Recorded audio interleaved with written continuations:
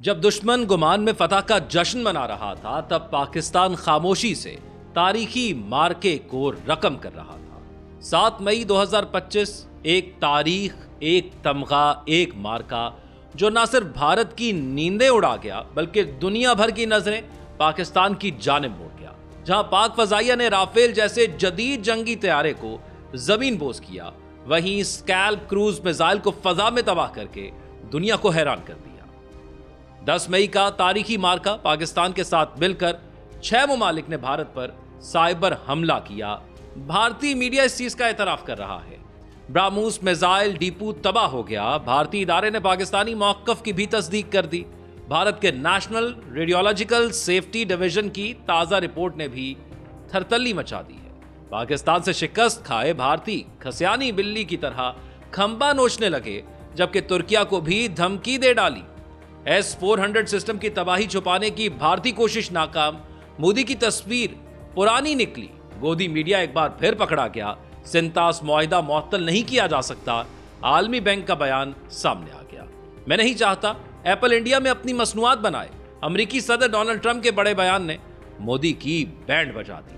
आप देख रहे हैं 92 डिजिटल और मैं हूं ज़ौक अहमद। भारत के खिलाफ 6 और 7 मई की रात होने वाले तारीखी मार्के के बाद बैनुल-अक़वामी सतह पर पाक फजाइया के लिए दिलचस्पी में इजाफा देखने को मिला है। ज़राए के मुताबिक मुतादिद ममालिक ने मुश्तरका फजाई मशकों के लिए दावतनामे इरसाल किए हैं, जबकि दारुल हुकूमत इस्लामाबाद में मुतादिद सिफारत खानों ने पाक फजाइया के सीनियर हुकाम से मुस्तकबिल में दिफाई ताउन के मौके तलाश करने के लिए मुलाकातों की दरख्वास्त की है। जदीद दौर की इस शानदार फजाई जंग में पाकिस्तान की फजाइया ने कामयाब महारत से 6 भारतीय लड़ाका तैयारे मार गिराए, जिनमें कीमती और जदीद तरीन राफेल तैयारा भी शामिल था। इस फजाई लड़ाई में पाकिस्तान के 42 मुकाबले हुए, जिसमें भारत के 72 तैयार जदीद इलेक्ट्रॉनिक वॉरफेयर और स्ट्रेटेजिक दुरुस्तगी से हासिल होने वाले इस नतीजे को पाक फजाइया की बढ़ती तकनीकी बरतरी करार दिया जा रहा है। इस कामयाबी में सबसे लड़ाका तैयारा था J-10C, अहम चाइनीज साख्ता। यह तैयारा पहली मर्तबा पाक फजाइया ने किसी बड़ी जंग में इस्तेमाल किया। इस तैयारे की कारकर्दगी ने आलमी सतह पर तवज्जो अपनी तरफ मबजूल कराई। फौजी मुबस्सरीन ने इस तैयारे के रेडार सिस्टम, मिसाइल की सलाहियतों और पाक फजाइया की वसी तर फजाई हिकमत अमली के मुनफरिद मिलाप की तारीफ की है। एक बाखबर जरिए ने इंकशाफ किया कि मुतअद्दिद सिफारत खानों ने पाक फजाइया से राब्ता किया है। दिफाई अताशियों ने यह जानने में दिलचस्पी जाहिर की है कि मिशन को कैसे अंजाम दिया गया और स्ट्रेटेजिक ताउन के लिए क्या मौके मौजूद हैं। सऊदी अरब और मुत्तहिदा अरब अमारात जैसे ममालिक पहले ही पाकिस्तान को आइंदा बैनुल-अक़वामी फ़ज़ाई मशकों में शिरकत की दावत दे चुके हैं। जहां J-10C की कारकर्दगी की वजह से चीन की हवाबाजी की सनत तवज्जो का मरकज बनी हुई है, वहीं चाइनीज हुक्काम इस बात से भी मुतवज्जे हैं कि पाकिस्तान ने कैसे भारतीय फजाइया को फैसला कुन धचका पहुंचाने के लिए मकामी टेक्नोलॉजीज और हिकमत अमलियों को यकजा किया। तवक्को है कि इस मुश्तरका कामयाबी से दो तरफा JF-17 थंडर जैसे दिफाई ताल्लुकात खुसूसन मंसूबों के तहत मजीद ये ताल्लुकात गहरे होंगे। JF-17 थंडर तैयारे का 58% एयर फ्रेम पाकिस्तान में तैयार होता है, जबकि हतमी असेंबली भी मकामी सतह पर होती है। पाक भारत फजाई जंग आलमी शह सुर्खियों में छाई हुई है। डेली टेलीग्राफ ने भारतीय पायलट्स की बहादुरी की तारीफ की, लेकिन साथ ही यह भी कहा कि भारत पाक फजाइया के आगे तकनीकी लिहाज से नाकाम साबित हुआ। CNN ने इस जंग को जदीद तारीख की सबसे बड़ी फजाई जंग करार दिया, जबकि रॉयटर्स का कहना था कि इस जंग को जल्द ही अमेरिका और चीन में जदीद फजाई अफवाज के केस स्टडी के तौर पर पढ़ाया जाएगा। अब पाक फजाइया ने न सिर्फ भारत के राफेल गिराकर फ्रांस को रुस्वा किया, बल्कि फ्रांस का जदीद तरीन स्कैल्प क्रूज मिसाइल भी कामयाबी से मार गिराया, जिसकी तस्वीर सोशल मीडिया पर फैली हुई है। पाकिस्तानी फजाई दिफाई निजाम ने भारतीय फजाइया के जदीद तरीन राफेल जंगी तैयारे दागे गए फ्रांसीसी साख्ता स्कैल्प क्रूज मिसाइल रास्ते में ही तबाह कर दिया। यूक्रेनी मिलिट्री मीडिया ने स्कैल्प क्रूज मिसाइल की तबाही के बाद के मनाजिर अपनी वेबसाइट पर जारी किए। यह मिसाइल जो भारत ने फ्रांस से जदीद राफेल तैयारों के साथ खरीदा था, इसकी कीमत अरबों डॉलर में है। तमाम पाकिस्तान ने न सिर्फ मिसाइल को मार गिराया, बल्कि मुबैना तौर पर मिसाइल ले जाने वाले राफेल तैयारों को भी फजा में तबाह कर दिया। स्कैल्प क्रूज मिसाइल जदीद टेक्नोलॉजी का मोहलक हथियार है। एक फ्रांसीसी साख्ता इसे जमीन पर मार करने वाले क्रूज मिसाइल कहा जाता है, जो हवा से जमीन पर मार किया जाता है, जो राफेल जैसे जदीद तैयारों से फायर किया जाता है। इस मिसाइल की खास बात यह है कि यह तवील फासले से दुश्मन के इंतहाई महफूज और मजबूत अहदाफ को तबाह करने की सलाहियत रखता है। मिसाइल की अहम तकनीकी खुसूसियात की बात की जाए तो इसकी रेंज तकरीबन 250 किलोमीटर से 560 किलोमीटर है, या खुफिया तौर पर ज्यादा भी हो सकती है। वॉरहेड की सलाहियत की बात की जाए तो मल्टी स्टेज वॉरहेड है और वजन 400 से 550 किलोग्राम। मकसद इसका bunkers, command centres, air bases जैसे मजबूत अहदाफ को मुकम्मल तबाह करना है। जबकि इंजन की बात की जाए तो फ्रांसीसी टर्बोजेट सब सोनिक लेकिन इंतहाई कम बुलंदी पर परवाज की सलाहियत रखता है और खुदकार नेविगेशन सिस्टम से लैस है। और लंबाई की बात की जाए तो तकरीबन 5.10 मीटर है, वजन तकरीबन 1300 किलोग्राम है और यह मिसाइल बुनियादी तौर पर खुफिया हमलों के लिए इस्तेमाल किया जाता है। भारतीय फजाइया ने इस मिसाइल को अपने सबसे महंगे और जदीद तैयारे राफेल के साथ हासिल किया था। यूक्रेनी वेबसाइट के मुताबिक भारतीय दिफाई तजियाकारों का कहना है कि भारत के पास स्कैल्प मिसाइलों की तादाद तकरीबन 150 है, अगरचे सरकारी तौर पर इसकी तस्दीक नहीं की गई। जराये के मुताबिक यह स्कैल्प मिसाइल एक भारतीय राफेल तैयारे से फायर किया गया जो मुबैना तौर पर पाकिस्तान के हसास दिफाई मराकज को निशाना बनाने आया था।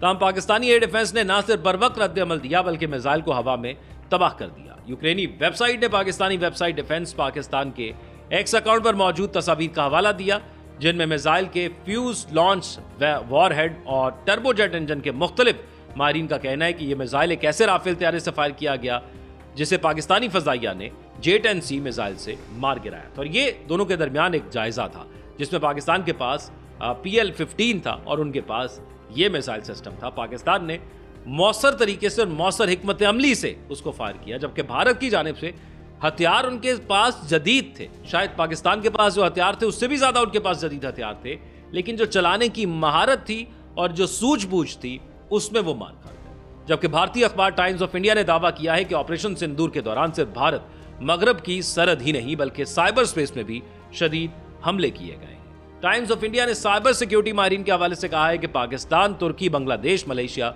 इंडोनेशिया और चीन के हिमायत याफ्ता हैकर्स और दीगर ग्रुप्स ने भारतीय डिजिटल निजाम को निशाना बनाया। जंग के दौरान पाकिस्तानी ज़राए इब्लाग ने खबर दी थी कि भारत में बड़े पैमाने पर साइबर हमले किए गए हैं। भारत ने मंगल के रोज इस हमले का एतराफ किया था। अब यह बात सामने आ रही है कि हमले में कई दीगर मुल्क पाकिस्तान के साथ थे। भारतीय अखबार के मुताबिक इन हमलों का हदफ दिफाई इदारे, उनके MSME वेंडर्स और अहम बुनियादी ढांचे जैसे बंदरगाहें, हवाई अड्डे, बिजली के ग्रिड्स, रेलवे और एयरलाइंस जैसी ट्रांसपोर्ट सर्विसेज, BSNL जैसे टेलीकॉम इदारे और UPI digital wallets, stock exchange और वो बड़े भारतीय ग्रुप्स थे जिनकी सरमायाकारी इंफ्रास्ट्रक्चर में है। हमले का मकसद भारत को आलमी सतह पर शर्मिंदा करना और दिफाई निजाम हासिल करना था और पाकिस्तान ने बरवक्त ये किया। यही तो चीज़ है जो पूरी दुनिया के अंदर स्टडी की जा रही है। इसके साथ साथ भारत के नेशनल रेडियोलॉजिकल सेफ्टी डिवीजन की एक हालिया रिपोर्ट ने भारतीय पंजाब में ब्राह्मोस मिसाइल डिपो को तबाह करने के हवाले से पाकिस्तान के दावों की तस्दीक कर दी है। रिपोर्ट के मुताबिक इस वाक़े के बाद एक अहम हिफाजती खतरे की वजह से इलाके में रेडिएशन अलर्ट भी जारी किया गया है और ये वो ब्राह्मोस है जो 9 और 10 की दरमियानी शब पाकिस्तान पर फायर किया गया भारत की जानिब से, जिसके बाद पाकिस्तान ने यह फैसला किया कि अब जवाब देना जरूर हो गया है। पाकिस्तान से शिकस्त खाने के बाद भारत और भारतीय अवाम खिसियानी बिल्ली की तरह खंबा नोचने लगी है और अब तुर्की को हमले की धमकियां देने लगे हैं। भारतीयों ने तुर्की को अपने मिसाइल ब्राह्मस्त्रा से हमले की धमकी दी है जो 6 मिनट के अंदर तुर्की को तबाह कर सकता है। यह दावा एक भारतीय न्यूज एजेंसी में शाया होने वाले एक मजमून के जरिए सामने आया है जिसको स्पॉन्सरास की बदनामे जमाना दहशतगर्दी और जासूसी की एजेंसी रॉ चलाती रही है। एक और कार्रवाई में भारतीय एविएशन सिक्योरिटी वॉचडॉग BCAS ने जुमेरात को तुर्की की ग्राउंड हैंडलिंग कंपनी स्लैबी एयरपोर्ट और सर्विसेज इंडिया प्राइवेट लिमिटेड को दी गई सिक्योरिटी क्लियरेंस मंसूख कर दी, जो 9 हवाई अड्डों मुंबई, दिल्ली, कोची, कन्नौर, बंगलोर, हैदराबाद, गोवा, अहमदाबाद और चेन्नई पर खिदमात फराहम करती थी। यह अहकामात अंकारा की जानिब से इस्लामाबाद की हिमायत और पाकिस्तान में भारत की हालिया कार्रवाइयों की मुजम्मत के पेश नज़र किए गए हैं। भारत पाकिस्तान को डिप्लोमेटिक तौर पर आइसोलेट करना चाहता था, लेकिन पाकिस्तान ने बरवक्त सब कुछ करते हुए, और फिर दुनिया अंधी नहीं है, वो देख रही है क्या हो रहा है, और पाकिस्तान ने भारत को आइसोलेट कर दिया। भारतीय जानिब के जवाब में पाकिस्तान के मौसर तरीन जवाब ने भारतीय फौज को जिस हजीमत से दो चार किया है, इसमें राफेल के अलावा रूसी साख्ता S-400 सिस्टम की तबाही भी शामिल है।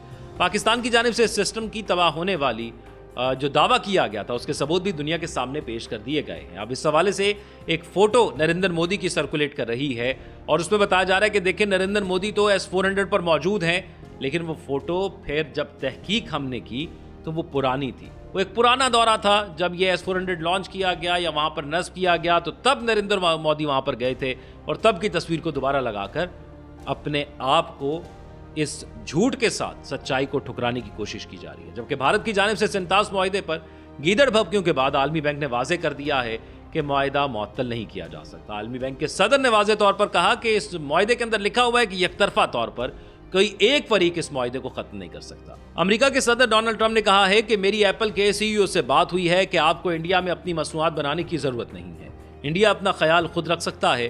कतर के दारुल हुकूमत दोहा में एक कारोबारी तकरीब के दौरान अमेरिकी सदर ने एप्पल के CEO टिम कुक से मुतल्लिक कहा कि उन्हें उनसे छोटी सी शिकायत है। सदर ट्रंप ने कहा, मैंने टिम से कहा, मेरे दोस्त, हम आपसे बहुत अच्छा सलूक कर रहे हैं, आप यहाँ $500 अरब की सरमायाकारी ला रहे हैं, लेकिन अब सुनने में आ रहा है कि आप इंडिया में जगह जगह फैक्ट्रियां लगा रहे हैं।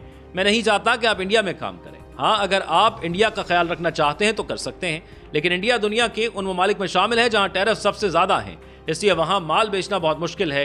डोनाल्ड ट्रंप ने मजीद दावा किया कि नई दिल्ली ने वाशिंगटन को एक मुआहदा पेश किया है जिसके मुताबिक अमेरिका से आने वाली अशिया पर कोई टैरिफ नहीं लगाया जाएगा। हालांकि इंडिया की तरफ से ऐसी कोई सरकारी तस्दीक नहीं की गई। अमेरिकी सदर ने कहा कि इंडिया ने हमें एक ऐसा मुआहदा पेश किया है जिसमें वो हम पर तकरीबन कोई टैरिफ नहीं लगाएंगे। मैंने टिम से कहा, हम आपके साथ बहुत अच्छा सलूक कर रहे हैं, डोनाल्ड ट्रंप कह रहे हैं। हमने चीन में आपकी बरसों की सरमायाकारी बर्दाश्त की, अब हम ये नहीं चाहते कि आप इंडिया में मजीद सरमायाकारी करें, इंडिया अपना ख्याल खुद रख सकता है। अमेरिकी सदर की जानिब से ये एक बड़ा ही अहम बयान दिया गया, क्योंकि खास तौर पर भारत का जो दौरा था नरेंद्र मोदी का, अमेरिका का, डोनाल्ड ट्रंप की जो दूसरी दौरे सदारत 20 जनवरी जो उन्होंने अपना दौरे सदारत शुरू किया, उसके बाद तो बहुत वाविला और ढोल बजाए गए कि हमारा उनके साथ बड़ा ही अच्छा ताल्लुक बन गया, अब ट्रेड होगी, ये होगा, वो होगा, पाकिस्तान को पीछे छोड़ देंगे, सब कुछ होगा। पर यहाँ पर तो वाजे कर दिया गया है भारत को अमेरिका की जानिब से कि अगर उसने पाकिस्तान पर दरअंदाजी की तो वो सालसी के लिए आया और ख़ुद इंडिया ने मिन्नतें की कि सालसी करवाएं। फिर दूसरी जानिब दुनिया पूरी तंग है इंडिया से, जिस किस्म की वो प्रॉक्सी वॉर पूरी दुनिया के अंदर लड़ रहा है, पूरी दुनिया के अमन को ख़राब कर रहा है। अब ट्रेड के हवाले से भी एक थप्पड़ डोनाल्ड ट्रंप की जानिब से नरेंद्र मोदी और इंडिया को मारा गया है। वो यही है कि अब ट्रेड कैसे होगी, आप क्या ट्रेड करेंगे, ये हम डिसाइड करेंगे। और इंडिया एक ऐसे चक्कर में, एक ऐसे भंवर में फंस चुका है जिसमें से उनका जल्दी निकलना मुमकिन नजर नहीं आ रहा। आप अपनी राय से कमेंट सेक्शन में आगाह कीजिएगा। अपना ख्याल रखिएगा। अल्लाह हाफिज।